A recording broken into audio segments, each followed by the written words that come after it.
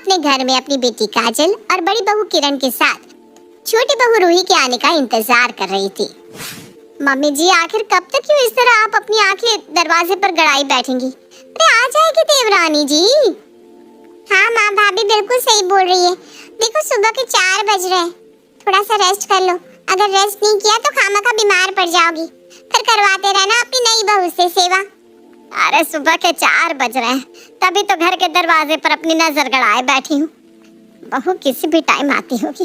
और तुम दोनों ना मुझे अपना ज्ञान मत दो। जाओ जाकर पूजा की थाली तैयार रखो। बहू जैसे ही घर में आएगी वैसे ही उसका गृह प्रवेश करवाना है हमें। सुमित्रा आज काफी खुश थी और वो एक टक लगाए दरवाजे की तरफ देख रही थी। देखती भी क्यों ना, आखिर उसका छोटा बेटा सुमित सुमित्रा के घर की छोटी बहू को जो ला रहा था। अगले कुछ घंटे में सुमित की गाड़ी सुमित्रा के घर की चौखट पर खड़ी हो जाती है और उस गाड़ी में से सुमित्रा की छोटी बहू रूही निकलती है। रूही को देख सुमित्रा खुशी से दरवाजे पर जाकर अपनी बड़ी बहू को आवाज लगाकर पूजा की थाली लाने को कहती है। किरण बहू, अरे जल्दी लेकर आ पूजा की थाली। आखिर कब तक मैं अपनी नई नवेली बहू को घर के बाहर खड़ी रखूंगी? हाँ हाँ माँ जी, अभी लेकर आती हूँ। कुछ ही देर में किरण अपने हाथों में पूजा की थाली लेकर आती है, जिसके बाद सुमित्रा अपनी बहू की आरती उतारने के बाद उसका गृह प्रवेश करवाती है। अपनी सास का इतना प्यार देख रूही की खुशी का ठिकाना नहीं था। अरे वाह रूही, ये तो सोने पर सुहागा हो गया। जितना सुना था उससे कहीं ज्यादा मेरी सास अच्छी है। हे भगवान, ऐसी सास सबको देना। रूही अपनी सास के बर्ताव को देखकर मन ही मन काफी खुश हो रही थी, लेकिन कौन जानता था कि उसकी खुशी कुछ ही पल के लिए है। चलो भाई, सारी रस्म हो गई। काजल जा अपनी छोटी भाभी को उनका कमरा दिखा दे। मैं चली सोने के लिए, बहुत थक गई हूँ मैं। लेकिन माँ जी, आप ही तो रात से अपनी छोटी बहू का इंतजार कर रही थी। अब जब आपकी छोटी बहू आई है तो आप अपनी बहू के साथ समय नहीं बिताएंगी? किरण बहू, छोटी बहू अब इसी घर में रहने वाली है। वो एक दिन के लिए नहीं आई। बिताती रहूंगी उसके साथ समय। अभी बहुत समय पड़ा है समय बिताने के लिए, समझी? जा जाकर घर का काम कर और पहले ना मेरे लिए 1 कप चाय लेकर मेरे कमरे में आ जाना। मेरे सर में बहुत ज्यादा दर्द हो रहा है। अभी तक जो सुमित्रा अपनी छोटी बहू के आने का इंतजार कर रही थी, अचानक उसी सुमित्रा के हाव भाव बदल जाते हैं। ये देखकर रूही कुछ समझ नहीं पाती, लेकिन रूही उसी समय किसी से कुछ बोलना जरूरी नहीं समझती और अपनी ननद के साथ अपने कमरे में चली जाती है। ऐसे ही समय गुजरता है और समय के साथ साथ रूही अपने ससुराल की जिम्मेदारियों को भी समझने लगती है। ऐसे ही एक दिन रूही किचन में खाना बना रही थी, तभी उसकी ननद काजल उसके पास आती है और छोटी भाभी से कहती है, भाभी क्या बना रही हो? आज खुशबू से तो लग रहा है कुछ बढ़िया ही पक रहा है। जी हाँ ननद जी, आपने बिल्कुल सही अंदाजा लगाया है। आज मैं घर में कुछ अच्छा ही बना रही हूँ। घर में ऐसा कुछ बना रही हूँ जिसे देखकर सभी खुश हो जाएंगी। अच्छा, ऐसा भी क्या बना रही हो भाभी? जरा मुझे भी तो दिखाओ। नहीं नहीं नहीं नहीं नन्ना जी, ये तो अब डाइनिंग टेबल पर ही देखने को मिलेगा। रूही की बात सुनकर काजल अपनी भाभी को कोई जवाब नहीं देती और वहाँ से चली जाती है। कुछ देर बाद जब सभी खाना खाने बैठते हैं तो खाने में हलवा पूरी सब्जी देखकर सभी का मुंह बन जाता है। अरे बहू, ये तूने क्या बना दिया? हमारे घर में कोई भंडारा चल रहा है क्या जो तूने हलवा पूरी सब्जी बना दी?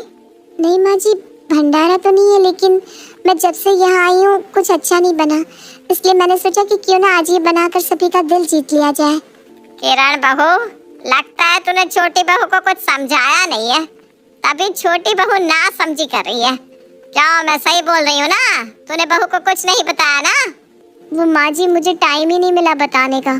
मैं इसे बता दूंगी। ये क्या बात चल रही है? मतलब क्या बताने की बात चल रही है? ऐसा भी क्या है जो मुझे नहीं पता? देख बहू, इस घर के कुछ रूल्स नियम है और जब तक इस घर की औरतें उस नियमों को सही ढंग से फॉलो नहीं करती तब तक वो इस घर में इस घर की बहू कहलाने लायक नहीं होती। इसलिए तुझे भी कुछ नियम फॉलो करने होंगे, साथ ही तुझे कुछ परीक्षाओं में पास होना पड़ेगा, तभी तू इस घर की बहू बन पाएगी। परीक्षा? हाँ परीक्षा। बाकी तुझे किरण बहू अच्छे से समझा देगी। क्या बहू, सही बोल रही हूँ ना मैं? जी जी हाँ माँ जी, आप बिल्कुल सही बोल रही हैं। मैं रूही को सब समझा दूंगी। आज सभी लोग जैसे तैसे पूरी सब्जी और हलवा तो खा लेते हैं, लेकिन आज की बात रूही को जरा भी अच्छी नहीं लगती। वो अपनी आंखों में आंसू लिए अपने कमरे में चली जाती है। तभी वहाँ किरण आती है। देवरानी जी, छोटी छोटी बात पर आंसू बहाना बंद कर दो, क्योंकि अब आपकी शादी हो गई है। शादी के बाद एक लड़की को मजबूत बनना पड़ता है ताकि वो अपने ससुराल वाले के ताने और लोगों की बात सुन सके। लेकिन दीदी, जब मैं इस घर में शादी करके आई थी तब माँ जी कितना अच्छा बर्ताव कर रही थी। अचानक से माँ जी को क्या हो गया? रोहित, तुम ना बहुत भूली हो। तुम ये कैसे भूल रही हो कि तुम माँ जी की पसंद की बहू नहीं हो। सुमित ने अपनी पसंद से शादी करी है, इसलिए माँ जी को तुम्हें अपनाने में थोड़ा समय लगेगा। और हाँ, वो और लोगों के सामने ये नहीं जताना चाहती कि ये शादी उनकी मर्जी के खिलाफ हुई है, इसलिए वो बाहर वालों के सामने तो तुमसे अच्छे से पेश आएंगी। और दूसरी बात, इस घर में कुछ रूल्स रेगुलेशंस है जिन्हें तुम्हें फॉलो करना होगा। तीसरी, आखिरी और सबसे जरूरी बात, इस घर में बहू की रैगिंग होती है। क्या रैगिंग? वो भी ससुराल में? हाँ रूही, रैगिंग। यहाँ बहू की रैगिंग होती है, और अगर बहू उस रैगिंग में पास हो जाती है तो वो इस घर की बहू बन जाती है। लेकिन अगर वो रैगिंग में फेल हो जाती है तो वो भले ही 4 लोगों की नजरों में इस घर की बहू हो, लेकिन माँ जी उसे बहू के रूप में कभी नहीं अपनाएंगी। लेकिन दीदी, ये रूल सही नहीं है।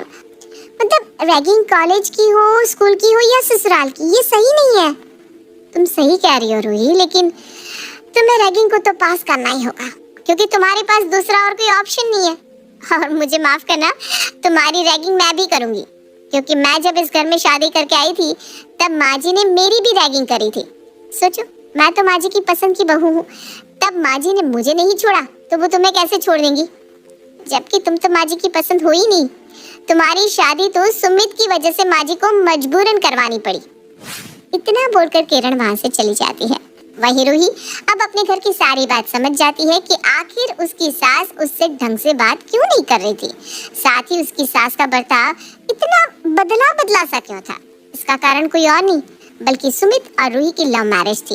ये सब देखकर रूही को बुरा तो बहुत लगता है, लेकिन वो करती भी क्या, उसके पास दूसरा कोई ऑप्शन नहीं बचा था। लेकिन हमारी रूही भी कुछ कम नहीं थी। आखिरकार उसको पता चल ही गया था कि उसकी सास उससे क्यों कटी कटी रहती है। बस इसलिए वो अपनी सास की रैगिंग को पार करने की ठान लेती है। मम्मी जी, आप भले ही मुझसे कितना ही कटी कटी क्यों ना रह ले, लेकिन मैं आपका दिल जीत कर ही रहूंगी। इस रैगिंग में चाहे आप मेरी कितनी ही परीक्षा क्यों ना ले, मैं सारी परीक्षा पास करके आपका दिल जीत कर आपको ये साबित कर दूंगी कि आपको मेरे जैसी बहू कहीं नहीं मिलेगी। अगले दिन रूही नहा धोकर जब अपने कमरे से बाहर जा रही होती है तब हॉल में सुमित्रा की कुछ दोस्तों को देखती है। मम्मी जी की दोस्त आई हैं। मम्मी जी तो बहुत ही पुराने ख्यालात वाली हैं। खैर जो भी है, अब जब माँ जी ऐसी हैं तो जाहिर सी बात है कि उनकी सारी सहेलियाँ भी ऐसी ही ओल्ड फैशन की होंगी। उनके सामने हाथ में चाय कॉफी और घूंघट में जाना ही अच्छा होगा, नहीं तो वो तुरंत जज कर देंगी मुझे, और बाद में माँ जी उनके जाने के बाद मुझ पर भड़केगी। जहाँ रूही ये सब अपने मन में सोच रही थी, वहीं सुमित्रा अपनी सहेली कुंती से अपनी बहू को देखते हुए कहती है, अभी देखना मेरे बेटे की पसंद, यानी मेरी बहू कैसे अपने ही फैशन में आती है हीरोइन बनके। अरे सुमित्रा, तू भी ना, वो आजकल की लड़की है, ये जानते हुए भी तू उससे ये उम्मीद करती है कि वो घूंघट में आएगी। मेरे घर में जो भी बहू आएगी वो घूंघट में ही रहेगी। अब तुझे कैसे बताऊं मेरी प्यारी दोस्त कि मैं अपनी बहू की रैगिंग कर रही हूँ। अब देखती हूँ वो मेरी इस परीक्षा में कैसे सफल होगी। सुमित्रा मन में खुद से बात कर रही थी, तभी वहाँ रूही घूंघट में आती है और अपनी सास को चाय देती है। रूही को घूंघट में देख कुंती सुमित्रा से कहती है, सुमित्रा, तू तो अपनी बहू के बारे में बहुत कुछ बोल रही थी, पर देख तेरी बहू तेरा दिल जीतने के लिए क्या क्या कर रही है। हाँ, सही कहा तूने। सुमित्रा अब चुपचाप चाय पीने लगती है। समय गुजरता है। ऐसे ही एक दिन रूही अपने घर के कपड़े धो रही थी, तभी उसकी जेठानी और सास उसके पास अपने हाथों में और कपड़े लेकर आते हैं। रूही, ये कपड़े भी है, इन्हें भी धो देना। पर दीदी, ये कपड़े कौन से हैं? मेरा मतलब इन कपड़ों को तो कोई पहनता भी नहीं है ना। नहीं पहनता तो चुपचाप धो दे इसको। इन कपड़ों को गरीबों में बांटूंगी मैं। अपनी सास की बात सुनकर रूही कुछ नहीं बोलती और चुपचाप कपड़े धो देती है। अपनी बहू को इतने सारे कपड़ों को धोता देख सुमित्रा का दिल पिघल जाता है, पर वो उस समय कुछ नहीं कहती। समय का पहिया यूं ही चलता है और रूही अपने ससुराल की होने वाली सभी रैगिंग को पास कर लेती है। अपनी बहू की मासूमियत और उसकी मेहनत देख सुमित्रा भी अब उसको पसंद करने लगती है और समय के साथ सुमित्रा रूही को अपनी बहू के रूप में अपना लेती है। रूही बहू, तूने वो सब किया जो मैंने तुझसे करवाया, यानी तू अपनी परीक्षा में पास हो गई। मुझे माफ करना, पर मैंने तुझे अपनाने में कुछ ज्यादा ही समय लगा दिया। नहीं माँ जी, आपका फर्ज है, आप मुझे कुछ भी बोल सकती हैं, कुछ भी करवा सकती हैं। आखिर आप भी तो मेरी माँ है ना। अपनी बहू की बात सुनकर सुमित्रा उसे गले लगा लेती है, जिसके बाद सब एक साथ खुशी खुशी मिलकर रहते हैं।